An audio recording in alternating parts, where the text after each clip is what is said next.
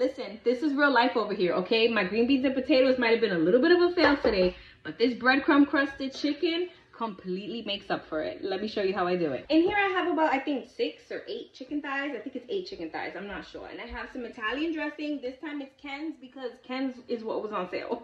Some of this roasted garlic seasoning, a little bit of Mrs. Dash, some oregano, and some of this lemon pepper. The lemon pepper and the roasted garlic seasoning have salt on them, so I'm not gonna add any salt.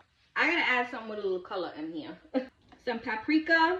I have my oven preheated to 400, and I got 2 trays here because it's a weeknight, so you know the vibes.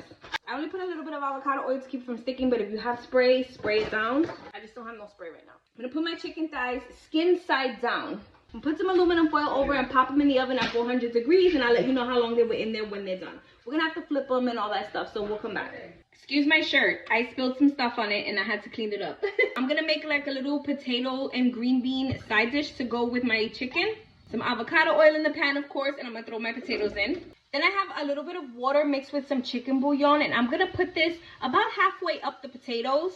This is gonna help cook all those potatoes through. I'm gonna pop a lid on it. I'm gonna put it up to a little bit below high, okay? And then let it do its thing. Listen, I always promised y'all I would be real, right? This pan used to be non-stick, and I'm learning the hard way that it is no longer non-stick. So if you do this method, make sure it is a non-stick pan. It used to be my best non-stick pan, honestly. And I used to do this all the time with my potatoes and stuff. Guess I can't no more. Throw some green beans in there, garlic. I'm gonna do about 2 big cubes like that. And some butter. I got a little nub here. I just put another tablespoon or so. Now we're gonna season. Of course, you need some salt. I'm gonna put some of that Mrs. Dash and some of that lemon pepper. Also gonna add a little bit of Italian seasoning. I'm always so sad when my favorite pans start to go out of commission. You know what I mean? When they start to not do what they used to do. So in here, I have about 3 tablespoons of butter that I melted, and I'm gonna put some breadcrumbs in there. Just eyeballing. I use the regular seasoned breadcrumbs, and I'm also gonna throw in some panko ones for a little extra crunch. Mix that in. I'm not giving up on these potatoes. I'm gonna put them in this pan and I'm gonna pop them in the oven. Spread them out. I'm gonna put a little bit of Parmesan cheese on them. I'm gonna pop these in the oven. My chicken's been in the oven for about half an hour. A little over half an hour, probably closer to 40 minutes. I'm gonna give them a flip. They look delicious just like this. You know I love me a good roasted chicken. And then just top them with this breadcrumb mixture. No fancy way. Just throw it on. Give them a nice little pat down too. When I was a kid, my mother used to make this, but she used to just season them and put the breadcrumbs on them and put them on a rack and stick them in the oven. They were delicious, but I just feel like this, the chicken itself will stay nice and juicy with a nice crispy crust on top, you know?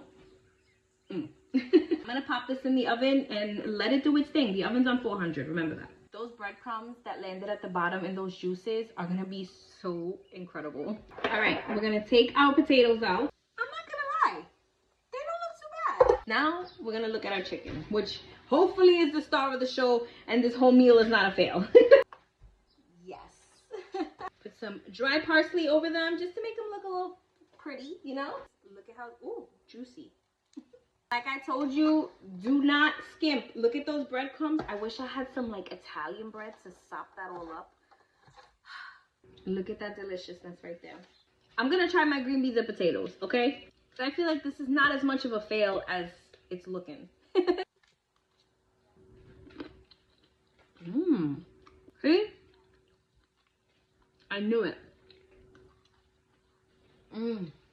It might not look the best, but these potatoes are fire. Let's get to this chicken. Remember, the breadcrumbs are loose. We didn't put anything on them to bind them. So they're just a nice little crust on the top.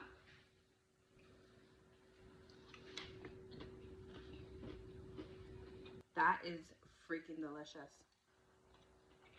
The breadcrumbs give such a nice texture to the chicken. Honestly, so fire. I'm using the chicken itself to pick up those juicy breadcrumbs. So good.